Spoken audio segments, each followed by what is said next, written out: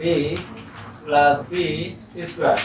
তো লক্ষ্য করি আমি একটু বলে দিই আগে, এটা আমাদের এখন পরবর্তী নতুন অঙ্ক। তো এই অঙ্কটা আমরা কিভাবে সমাধান করব, যদি পরীক্ষায় এইভাবে কখনো এইচটিএমএল এর অঙ্ক আসে আমরা কিভাবে সমাধান করতে পারি সেই বিষয়টি নিয়ে এখন আলোচনা করব। তো কোশ্চেনটাকে আগে একটু বলে দেই।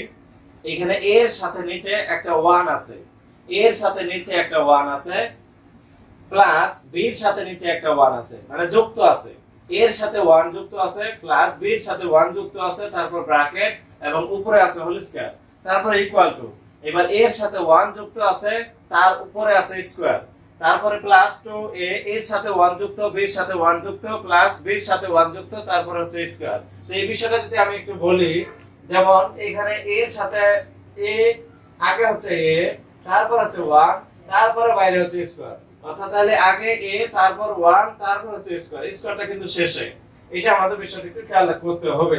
আর এর নিচে আছে 1, b এর নিচে আছে 1, এর নিচে 1, এর নিচে 1, b এর নিচে 1, b এর নিচে 1, আর স্কয়ারগুলো উপরে। তো এই কাজটা আমরা কিভাবে সমাধান করতে পারি? তো শুরু করি আমি সমাধান। প্রথমে লিখবো HTML, তারপর লিখবো আমি বডি।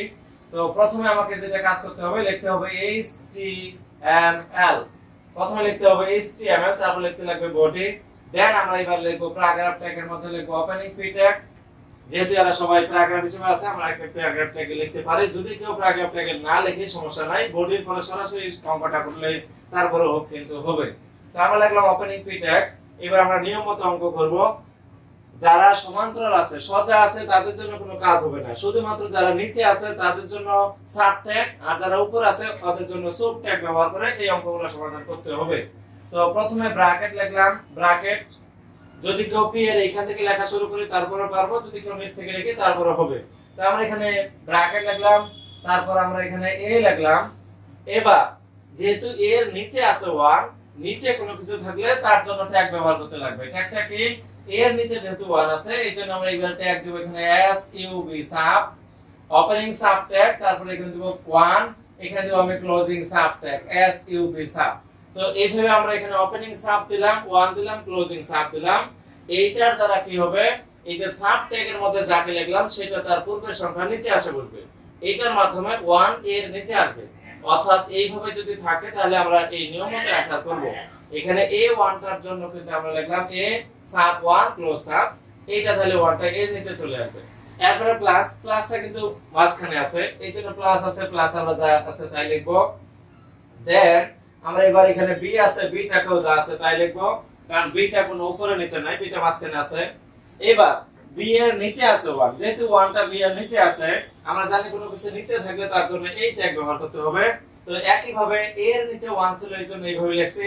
এবার B এর নিচে 1 আছে এই জন্য আমরা একই ভাবে লিখব এখানে সাব, আমরা এখানে লিখব সাব 1, এখানে লিখব ক্লোজ সাব। তো একটু মনোযোগ সহকারে এগুলা লিখতে লাগবে যাতে ভুল না হয়, বিষয়গুলো খেয়াল রাখতে লাগবে। তো আমি শুরু করছিলাম ব্র্যাকেট দিয়ে, ফার্স্ট ব্র্যাকেট, তারপর A 1টা নিচে আছে এই জন্য ওপেনিং সাব, ক্লোজিং সাবের মাঝখানে লিখছি 1, তারপর প্লাস আছে মাঝখানে প্লাস লিখছি, তারপর B আছে মাঝখানে B লিখছি। B এর নিচে 1 আছে, নিচে থাকার কারণে আবার আমি এখানে সাব ট্যাগ ওপেনিং সাব এবং ক্লোজিং সাবের মাঝখানে 1 লিখলাম। দেন আমি এবার ব্র্যাকেট আছে, ব্র্যাকেটটাকে লিখবো, কারণ ব্র্যাকেটের মাঝখানে, ব্র্যাকেট উপরেও নাই নিচেও নাই, মাঝখানে আছে এই জন্য ব্র্যাকেটটা আমাকে নিচে থেকে দিতে লাগবে। এইবার ব্র্যাকেটের বাইরে কিন্তু উপরে হোল স্কয়ার আছে, তো আমার এখানে জায়গা নাই, এই হোল স্কয়ারটার জন্য এবার ট্যাগ ব্যবহার করব।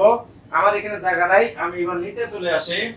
আমরা জানি যে উপরে যে থাকে তার জন্য লিখতে হয় ট্যাগের মধ্যে লিখতে হয় SUP সো, যেহেতু হোল স্কয়ারটা 2 তো আমরা লিখলাম 2, এবার ক্লোজ সুপ লিখলাম। তো এইভাবে আমরা হোল স্কয়ারের কাজ কমপ্লিট করে ফেললাম। তো আমরা যতক্ষণ কাজ করলাম এগুলা হচ্ছে আমাদের কেবল A1 plus B1 bracket whole square, এতটুকু কাজ কমপ্লিট হয়ে গেল। এবার ইকুয়াল টু মাঝখানে আছে, আমরা দেখে দেখে ইকুয়াল টু টা লিখবো। এখানে ইকুয়াল টু পরে আমরা যেটা কাজ করব A1 স্কয়ার আছে, তো আগে A, তাহলে আগে A, আমরা এখানে আগে A টাকে লিখলাম, এর পরে হচ্ছে 1। এবার আমরা 1টাকে নিচে ধরে আমরা এটাকে লিখবো SUB সাব 1 ক্লোজ সাব। তো আমরা কিন্তু এর সাথে 1 এর কাজটা আগে অবশ্যই করব, কারণ আগে A তারপরে 1 তারপরে কিন্তু স্কয়ার, তাহলে আগে A, এর পরে 1টা নিচে আছে এই জন্য সাব আর ক্লোজিং সাবের মাঝখানে লিখব। 1 এর পরে এবার স্কয়ারটা আছে, স্কয়ারটা উপরে আছে, আমার এখানে জায়গা শেষ, আমি আবার নিচে চলে আসব। তো A1 এবার আছে স্কয়ার। স্কয়ারটার জন্য এখানে জায়গা থাকলে আমি লিখতাম, জায়গা নেই আমি এখানে চলে আসলাম। তো স্কয়ারটার জন্য আমি এখানে লিখব এস ইউ পি সুপ, স্কয়ারটাকে লিখব 2, আবার এখানে লিখব ক্লোজিং সুপ।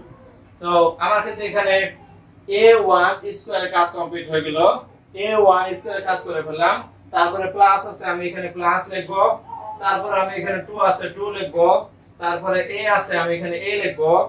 দেন এর পরে নিচে আছে কিন্তু 1, এই 1 এর জন্য আমি এবার লিখব কি s u b সাব, এখানে লিখব 1, এখানে লিখব ক্লোজিং সাব। তো আশা করি বুঝতেছি আমরা। এখানে 2a1 আছে, তাহলে 2a1 নিচে আছে, যার কারণে আমরা এখানে সাব ট্যাগের মধ্যে লিখব। যেহেতু আমার জায়গা শেষ, আমি আবার এবার a1 এর পরে b1 লিখব, তাহলে এখানে আমি এখানে b লিখব আগে। তো এখানে b লিখে নেই, b এর পরে 1, 1 কে আমরা লিখব এখানে সাব 1, ক্লোজিং সাব, b1 লেখা শেষ। তারপরে প্লাস আছে প্লাস দিব, দেন আবার আমরা এখানে b লিখব, b এর নিচে আছে 1, 1 কে আমরা এখানে সাব ট্যাগের মধ্যে লিখব, ক্লোজিং সাব। তো b1 লেখা শেষ। তারপরে আবার স্কয়ার আছে, স্কয়ারটাকে আমি এখানে লিখব সুপ, তারপর লিখব 2, এখানে লিখব ক্লোজিং সুপ। তো স্কয়ার লেখা শেষ। যেহেতু আমার টোটালি লেখা শেষ, আর কোনো কিছু বাকি নাই, তাহলে আমি এখানে সবশেষে ক্লোজিং পি ট্যাগ দিব, মানে আমার প্যারাগ্রাফ ট্যাগটা ক্লোজ হয়ে গেল।